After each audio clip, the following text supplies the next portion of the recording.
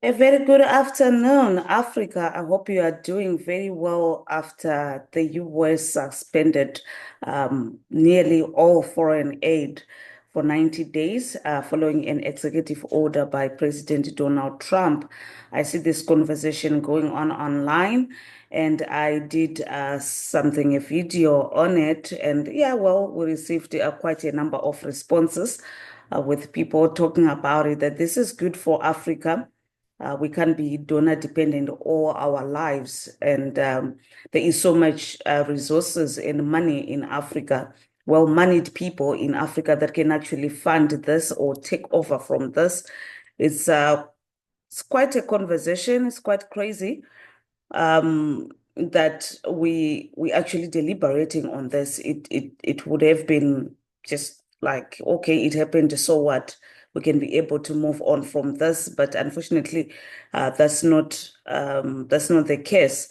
Several African countries are significantly affected by the U.S. Foreign aid suspension, and this includes Ethiopia. It faces risks to 719.9 million in emergency response, 118.1 million for food security and other health and agricultural programs, potentially worsening food shortages and displacement. South Sudan, DRC, and Somalia likely to lose vital support amid ongoing humanitarian crisis, including famine and displacement. PEPFAR supported countries like Uganda, Namibia, Botswana, Mozambique, and Zimbabwe, and may see disruptions in HIV/AIDS treatment programs that save millions. Um, in fiscal year 2023, the USAID provided approximately 63.3 million in assistance to Zimbabwe, with funding allocated to emergency response and resilience building programs. This aid benefited various initiatives there, which includes food security, water access, and agricultural support. More than 66,000 people participated in income-generating activities through USAID's partnership with the World Food Programme, and over 41,600 individuals gained access to safe drinking water through borehole rehabilitation projects.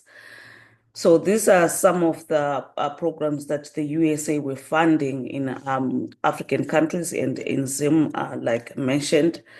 So they're gonna be really, really affected. But yeah, anger to USA, right? We're gonna get mad at the USA for doing this. But I do believe that this is an opportunity for our African leaders to really dip in their pockets, can be personal or any other coffers they have to fund all of this. I believe that this can be done. We've got so many programs happening in Africa, in mining, in agriculture, that can be income generating and cover all of this. A percentage can be assigned to cover any health needs in Zimbabwe.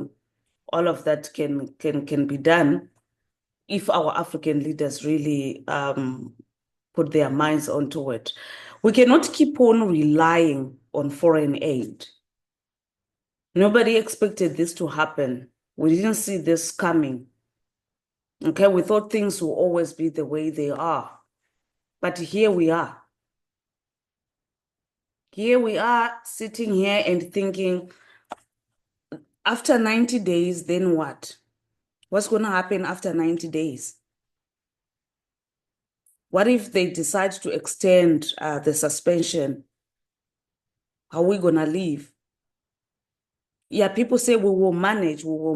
But what you need to understand in terms of our health sector, giving an example of Zimbabwe, most of these HIV and AIDS programs were being funded by the USAID. This is where people been walking in and get their ARVs for free. PrEP is for free. Then you just ask yourself, okay, all of this is for free. Somebody is paying for your lunch. There's no free lunch. Somebody is paying for it somewhere. So in this case, it's been the USA that is been paying for it. Yes, we can look at other donors, but it's, it's, it's not enough. It's not enough. Healthcare is not as glamorous in Zim, the facilities, we don't have so many things. But when it comes to maternity, HIV and AIDS, we've been receiving all of these things for free that you don't have to pay for it. You can just pay for your card and the rest is for free. You go and deliver your baby, it's for free. Somebody has been paying for it all this time. Because in Western countries, there's no such thing. If you don't have insurance, um, you have to pay cash. And insurance on average is about $400 to $700. I mean, really good insurance, $400 to $700 per month. And to give birth in these Western countries, well, that's between at least 12K US dollars to 43K. They pay for it. They pay for it. There is nothing for free. They've got company insurance, yes, but whoever's working at that company is paying for it. You have to pay for it. They deduct it from your salary and then it goes to your insurance. And should something happens, you are covered. But if you don't have insurance, you are paying it cash. So we've been blessed in a way to get all these free services because their own citizens are not getting it. And yeah, we'll go back to okay, but they make a lot of money out of Africa. That's a topic for another day. Just giving an example of sometimes how privileged I just feel we are. And this can actually continue if our leaders really uh, put their heads together and make sure that they've got some funding lying somewhere that can cover for all of this. This is the time where the government needs to partner with our private sector and come up with something. It can be done. I once spoke about Mashingo General Hospital in the 90s. My mom gave birth to twins, right? My siblings. Okay. And she said they were premature and power went off and they found out that the incubators were not working. It was just something else. And it was terrible. And I've got another relative who then gave birth to a premature as well, which was in 2022. The incubators were not working. They had to buy a heater, a gas heater, to bring a gas heater in the hospital to keep the kids warm. And she said the nurses had to bring another kid and another newborn in her room to warm him up. And she said she saw that kid dying because it was too late.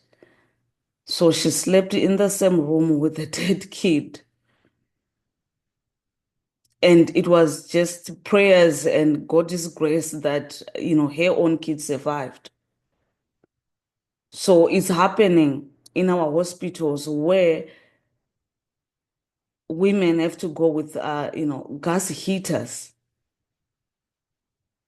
So I want you to think deep about it when you see all these mbingas flashing cars, flashing all the monies and, these gold mines and platinum mines in Africa, sharing how much profits they made a year. And you think about all of these things that are happening in our hospitals. When there is some operations that needs to be done, like on a kid, the private hospitals don't have the equipment required. Most of those public hospitals, they don't have much. So you have to go to private, and some of these privates cost thousands of dollars. And they won't even admit the kid without money upfront. They won't. It doesn't matter that it's a kid and it's a child's life. You have to pay something, make payment arrangement, and you need to show that you'll be able to pay for it. So it's a bit of a chaos. And who do we blame? I see so many people banging on the US. I want to do the same thing. Like, really, I want to, just write to President Trump and say, why did you have to do this? Look at us. But I'm actually ashamed because I still have a list of people that I know they can put a couple of millions or a couple of thousands and restore our healthcare system. But no, we have seen how our people travel from Zimbabwe to go to South Africa for treatment to give birth because they've got better hospitals, which have caused chaos in South Africa. And they no longer want that. They can't take it anymore. So what do we do? How do we hold our leadership accountable? How do we do that? We can write, very long posts about how the entitlement, how we should be getting all of this and all of that. But we need to go back and self-introspect as Africans. Look at all the resources that we boast about. How many projects that have gone under the drain because some politicians just stood in the way? How many ideas are out there and funding out there, but there's just some political situation that will just hinder that progress. So we need to have these conversations, and as Africans, we need to hold our leadership accountable. We need to start writing to our ministers and say, we've got a mine in our area. Can they put aside at least 2% of their profits to fix our infrastructure, our health system? They are benefiting from the minerals resources in the area. This can be locally owned or foreign owned. They just need to take a percentage. 2% is enough. So this is a conversation that I want to invite all relevant people, individuals, the private sector.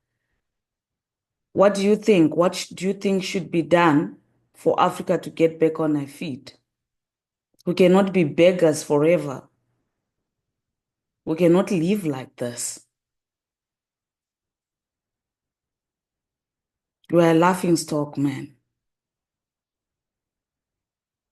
But these are conversations that should happen. If you are a young person, old person, whatever you are, and you are in any position to speak, you are in any position to address certain people, please do that. Don't just go there, sit in parliament and call Mbinga, Mbinga, Mbinga. BBQing with rich people, but you don't call them off. Yeah, people do whatever they want with their money. We get that. They can just fly in private jets and go on holidays and spend whatever they want, buy their cars. We can't stop them. It is their money. But sometimes, man, you can't be seen in New York gallivanting and all that. And you are in a decision-making position as a politician and your people are suffering. Maybe the suffering will stop if the politicians' kids are forced to go to public hospitals. Maybe this will also stop if the politicians' kids are barred from studying overseas. Let them stay in the country. Let them go to these institutions in our country so they can feel how it is like. If we had such a system or such a setup, I think everything would have been sorted out. You saw how we fixed our country um, um, when we knew that we're gonna be the SADC chair. Mm, the roads, those palm trees, made sure that everything is like this because we've got visitors. What if we maintain that? I know we can do this.